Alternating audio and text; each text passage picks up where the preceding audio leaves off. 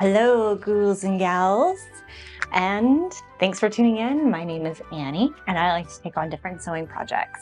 Sometimes very practical, sometimes not so much.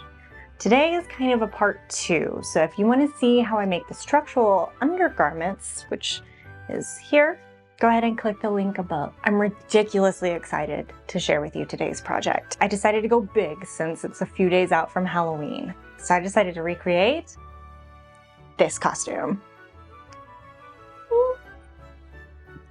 Now there's a lot going on, so let's go ahead and jump in there and talk about what we need, what we gotta do, and the materials we're using. So it's kind of hard to tell if this is 1 or 2 pieces. It does look like it's just a dress. I think it would be a lot easier and more practical for me if I made it 2 pieces. So we're gonna be using this black snail pattern for the bodice, and this black snail pattern for the skirt.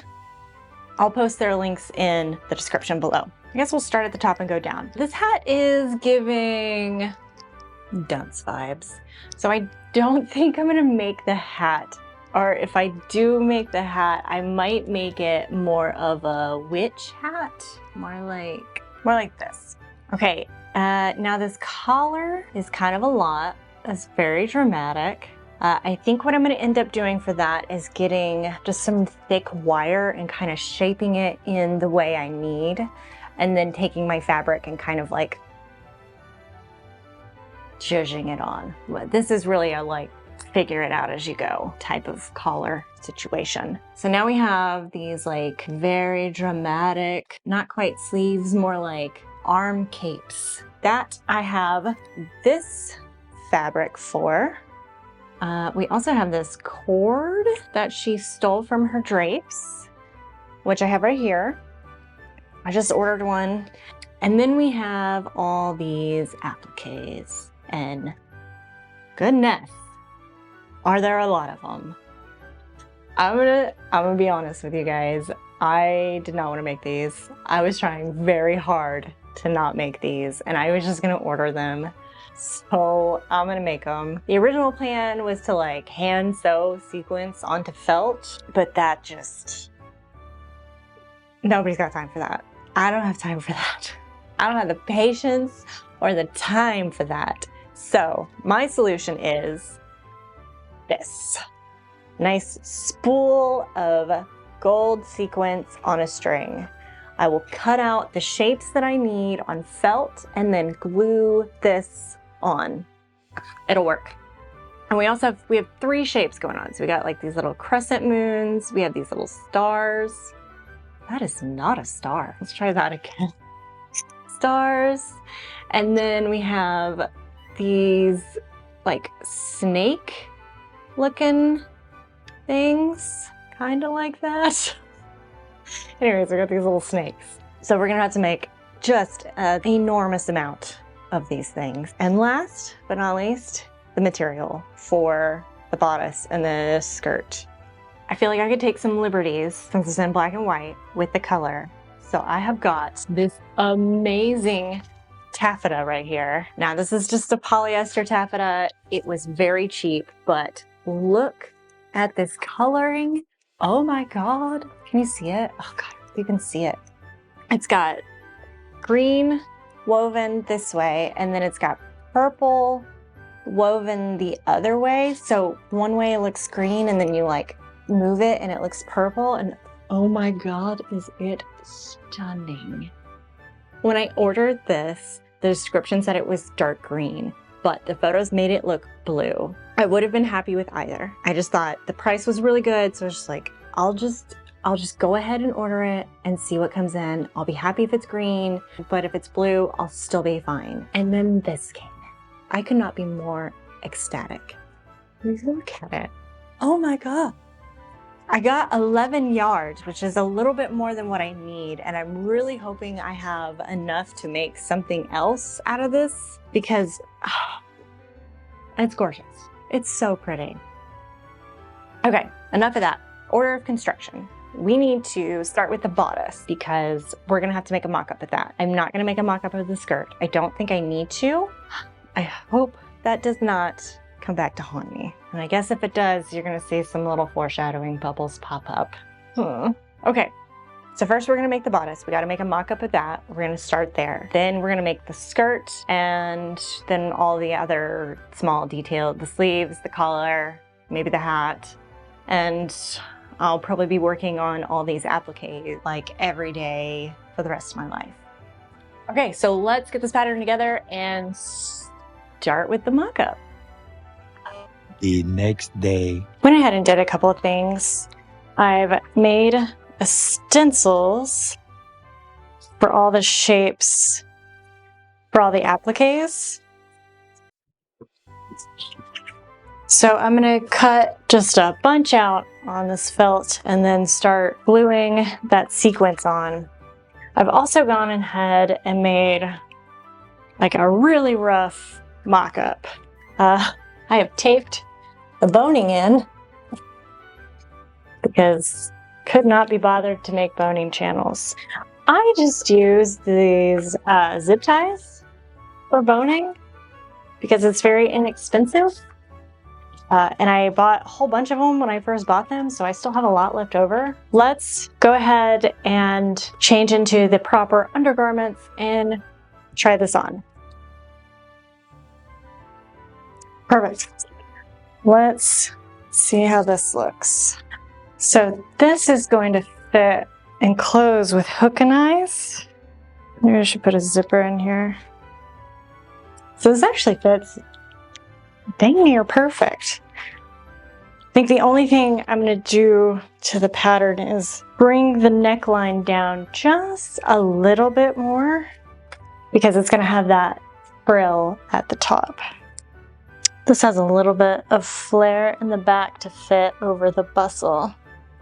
I'm going to go ahead and make the adjustments to the pattern and then cut it out of the fabric and the lining. And then I will come back and kind of walk through the process of making this top. Let's go.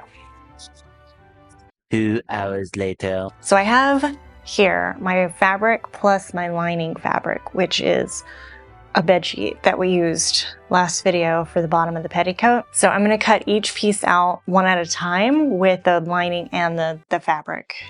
I went ahead and redrew the back piece because it was supposed to be cut on the fold. So I drew it so it's one piece, laid out flat, and then I'll just cut each piece and then flip it over and cut it again. That way I'm getting the lining and the fabric at the same time. I'm also going to be cutting them with picking shears, which are somewhere, because the way this is constructed is we flatline the lining and the fabric together, so they're going to act as one piece, and I'm not going to serge anything, so the pinking shears will help with the fraying on the inside. Okay, so let's go ahead and pin this down, cut it out, and we'll go from there. I cut everything out for the bodice, and I went ahead and flat laid everything.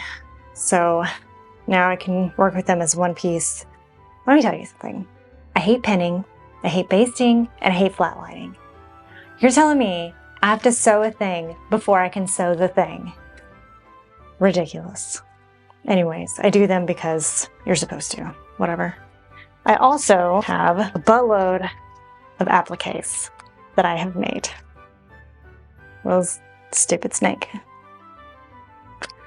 I don't think this is enough, so I'm gonna make some more. I've used so much hot glue that Mr. Gorilla himself has sent me a thank you letter. I have all these cut out. I don't know if I'm gonna make all of them, but I'm definitely gonna make some more because I just don't think this is enough. This is a huge mess and I cannot deal with it anymore. We're gonna clean this up with some magic, and then we're gonna go ahead and construct the bodice. So we're just gonna sew all the pieces together, and then we'll come back and we'll talk about what I need to do after that. Right, let's go. The front of the bodice is 2 pieces. It's like this. And then it'll have a hook and eye closure going down the center. But it's also got 2 very large darts. But since this is 2 pieces of fabric, in order to keep everything flat and together and so that the 2 pieces don't separate, I'm gonna base down the center of these darts. So let's do that real quick. There we go. Now these two should stay together while I sew up these darts. I'm going to sew these darts, sew the bodice together, and then come back and talk about what we need to do after that, which is mostly a bunch of hand sewing. But my goal is to get this done today so that tomorrow I can do the skirt and finish that. And then I have one more day left after that for final touches and finishing any more appliques I need to make. 1 hour later. We have a solid bodice here. Look at that. Have I said how much I love this fabric? Oh my God, it's so pretty. Look at the inside. Every seam needs to be stitched down onto the lining to keep it open. Then every seam will need a boning channel sewn on top of it. So I need to cut out boning channels. These are where the darts were. I need to cut out the boning channels, and then I need to just sit down and start stitching everything in place. Stitch on the boning channels, place the boning, and then I can take some bias binding for the bottom and the top and the armholes, which is everywhere. Bias binding everywhere. But she looking good. And then we're moving on to the skirt. Maybe I will actually get dressed tomorrow to make the skirt, but I doubt it. Run into a bit of an issue. I don't think I have enough fabric in my stash to fully line this skirt. I'm going to try and strategically cut things to make them fit, but I might have to go to the fabric store, which is a huge bummer because I do not have time for that. Let's see what we can do. I was able to cut out the back panel, which is the biggest piece, but I just do not have enough fabric for the other 3 skirt panels. So we have to go to the fabric store. I'm just gonna get some plain quilting cotton, something cheap. Be back. 1 pair of pants later. Fabric acquired. Let's quickly cut out all of our skirt pieces. Done. I have everything cut out. Now the pattern, the instructions say to interface the bottom of the lining, like the bottom 8 inches of this skirt, with horsehair or something else. I have crinoline and I did plan to use that, but that requires me to cut all that out and then sew that all on. And you know what's faster than sewing? Ironing. So I have some stiff interfacing, iron-on interfacing, that I'm going to iron onto the bottom of the skirt. Nobody can stop me. I'll be back. So now the panel is 1 piece. Did a long basting stitch. You see? Set my machine to the longest stitch it had, and I stitched all around the edges inside the seam allowance and at the top, and I left the bottom open. I don't really know why. It felt right. Let's talk about pockets really quick. So I have the right side of the skirt has 1 pocket. The left side of the skirt is where it closes. So we have a pocket here, but I just wanted to show you how I do pockets.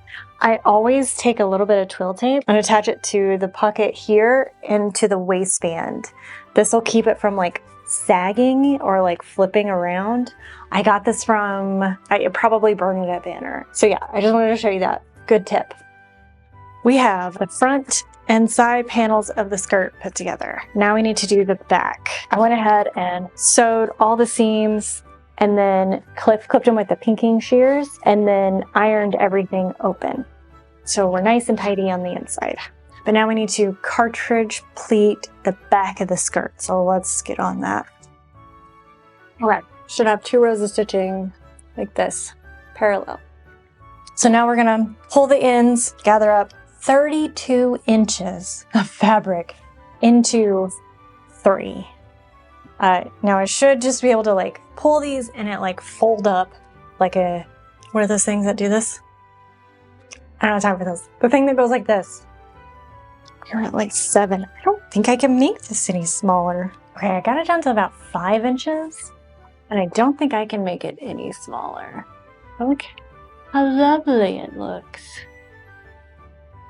Somehow I managed to mess up the skirt so thoroughly that the skirt was like 12 inches bigger than the waistband. So, like I know the pleating was too big, but it wasn't that too big. Pulled in some of the side seams right here. A good like 2 inches on either side. And it's janky, but you know, it ain't gonna work. Now I just gotta pleat all of this into this. Let me look. Look at this bum. Here I'm making a collar, but we're going to skip over all this because the collar that I make ends up being so ugly that I throw it away and make it again, even though I have very little time to do anything. I'm going to start pinning all these appliques to the dress to find out how many more I need.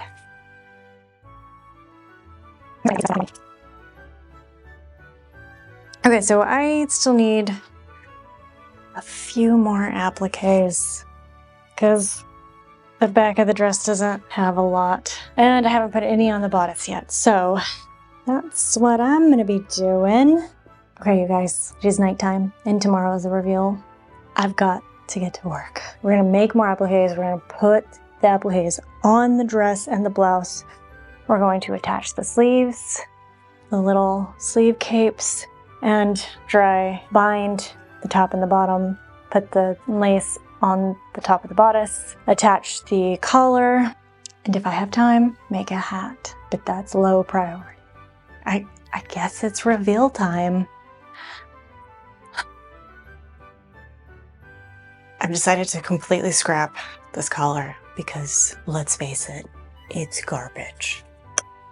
So what I've done is I put Clara here against the wall. I pinned a piece of paper to the wall and kind of traced out what I needed, a basic shape, and then folded paper in half, cut it out so it's symmetrical.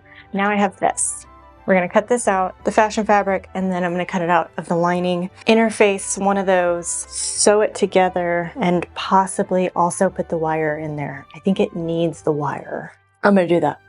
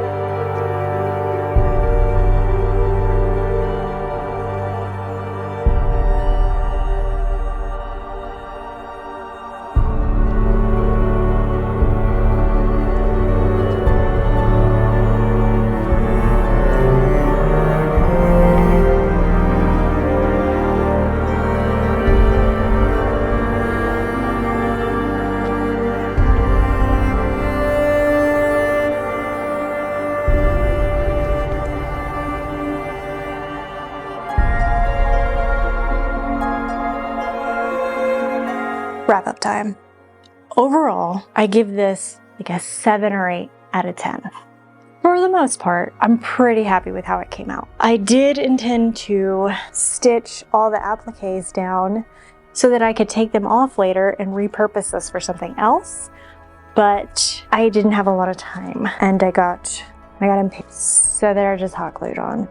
There's so much hot glue on this costume that it's like imprinted into my DNA at this point. In the sequins, there's sequins all over my house. There's so much sequins everywhere, it's in my soul. The bodice could fit better. I'm busting out of this thing like a can of biscuits. I had to make this makeshift stomacher so that you didn't see my white corset through. So I don't know how to fix that, other than it being too small for one. It needed more hook and eyes, but it's just like pulling at them, and I don't know how to fix that.